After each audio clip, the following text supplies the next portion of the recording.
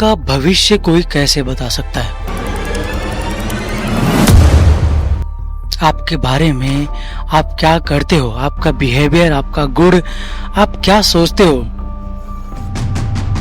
तो आपके बारे में कोई बता सकता है क्या?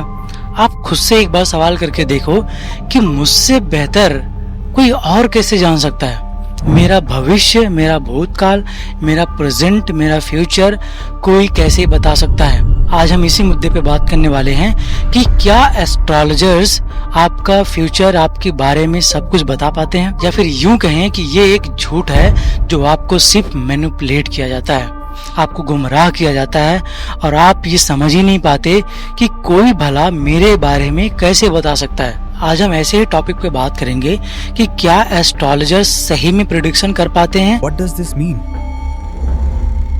I am not sure, but it can't be good. India में सदियों से ये बहुत बड़ा डिबेट रहा है। एस्ट्रोलॉजर यानी जिसे हम ज्योतिष कहते हैं वो इंडिया में काफी ज्यादा प्रचलित है और सबसे बड़ा क्वेश्चनिंग यही है कि क्या एस्ट्रोलॉजर सच में काम करती हैं या फिर ये एक बिलीफ है। आज हम इन्हीं सब पे बात करेंगे, तो चलिए शुरू करते हैं।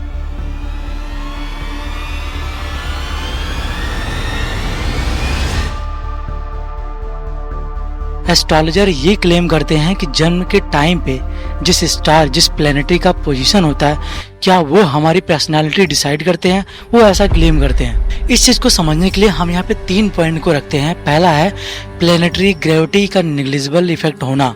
आपके बर्थ के टाइम पे जुपिटर और सैटर्न का पुल आपके खड़ी एक नर्स से कई ज्यादा कम होती है। यानी जब आपका बर्थ होता है, आपके पास अगर एक नर्स खड़ी है, उसका जो ग्रेविटी पुल होता है वो कई ज्यादा होता है जुपिटर सैटर्न के कंपैरिजन में। अगर फिजिक्स के लॉ के हिसाब से देखें तो जो इन्फ्लुएंस है वो लिटरली 0 के बराबर माना जाता है।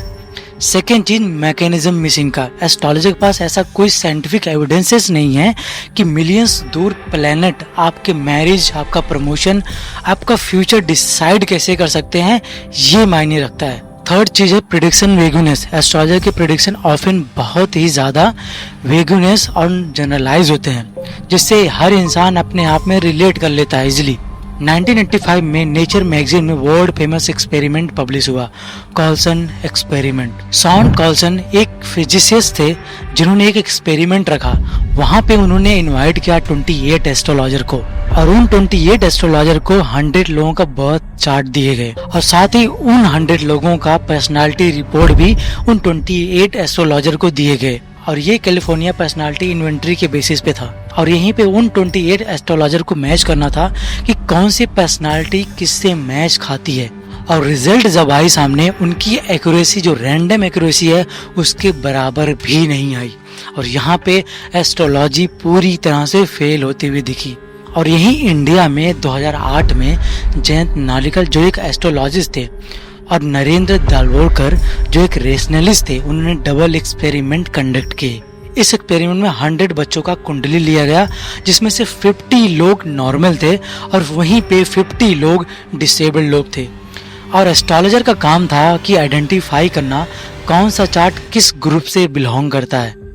और जब रिजल्ट आया, उनकी एक्यूरेसी 46% ही रह गई। ये उतना ही रिजल्ट बताता है जितना अगर आप एक कॉइन उछालते हो, जो उसका प्रेडिक्शन आता है वो उतने के ही बराबर रही। इसके बाद जयंत नालिकल स्टेटमेंट देते हैं, if astrology work it should have done better than chance, but result clearly reject its predictive power। इसके बाद 2021 में एक और स्ट्रॉन्ग एविडेंस कलेक्ट किए जाते हैं जब नागेश और उनकी टीम ने एक डिटेल स्टैटिकल पे स्टडी की और उन्होंने 100 कुंडली को एनालाइज किया और वैदिक एस्ट्रोलॉजी के हिसाब से 43 रूल्स को भी टेस्ट किए। ची स्क्वायर और टी टेस्ट जैसे साइंटिफिक स्टैटिकल एक्सपेरिमेंट का भी इस्तेमाल किया। उस समय सबसे बड़ा क्वेश्चनिंग ये था कि क्या किसी प्लेनेटरी के पोजीशन, डिस्टेंस की वजह से किसी की सक्सेस, फेलियर या किसी के डिजीज पे, किसी ह्यूमन बॉडी पे इफेक्ट पड़ता है। Result 0 significant correlation. और जो प्रिडिक्शंस दिए गए थे उन उतने ही प्रिडिक्ट किए गए थे जितने कोई रैंडम प्रिडिक्ट करके कोई चीजें बता सकता है। यही अगर एस्ट्रोलॉजी सच होती तो नंबर्स के पैटर्न क्लियर दिखते हैं, लेकिन एक्सपेरिमेंट बार बार यही दिखाती हैं कि एस्ट्रोलॉजी के जो पावर है वो ऑलमोस्ट जीरो ही है। यहीं पे एक्सपेरिमेंट लैब में ही सिर्फ नहीं फेल हुए, ये पब्लिकली भी एक्सपेरिमेंट किए गए और वहाँ पे भी फेल हुए थे। नरेंद्र जी एक नेशनलिस्ट थे, उन्होंने सारे एस्ट्रोलॉजर्स को ये चैलेंज दिया, पब्लिकली चैलेंज दिया कि अपकमिंग जो इलेक्शन है उनके रिजल्ट वो बता के दिखाएं, और प्राइज रखा गया 10 लाख रुपए। लेकिन कोई भी एस्ट्रोलॉजर सही प्रिडिक्शन नहीं कर पाया। और इसी तरह से पब्लिक डेमोन्स्ट्रेशन बार बार ये प्रूव करते हैं कि एस्ट्रोलॉजी सिर्फ बिलीफ और साइकोलॉजी पर बेस्ड है, साइंस पर बेस्ड नहीं है। तो सवाल उठता है कि जब एस्ट्रोलॉजी पूरी तरह से फेक है तो लोग अभी भी बिलीव क्यों करते हैं? इसके यहाँ पे 3 कंडीशंस हो सकते हैं।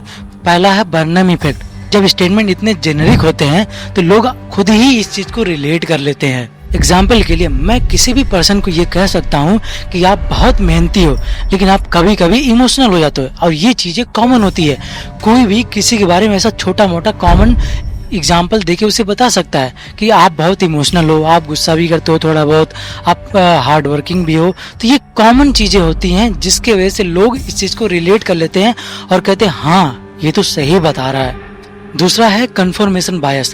पॉजिटिव प्रेडिक्शन उनको याद रहते हैं, लेकिन वहीं पे नेगेटिव प्रेडिक्शंस उन्हें याद नहीं रहते, वो जल्दी इस चीज को इग्नोर कर देते हैं। और थर्ड चीज है वो कल्चर कंडीशनिंग के हिसाब से, कि लोग अपने कल्चर रिलीजन के हिसाब से फॉलो करते आ रहे, जो पहले से लोग उन्होंने दिए हैं उसी हिसाब से वो फॉलो करते आ रहे, लेकिन क्वेश्चनिंग नहीं कर रहे हैं कि ऐसा हम क्यों कर रहे हैं, क्या है, क्या हमारा सच में इस पे बहुत बड़ा इफेक्ट पड़ता है या नहीं। तो finally overall logical reasoning plus experiment के बेसिस पे यही निकल के आता है कि एस्ट्रोलॉजी टोटली फेक है।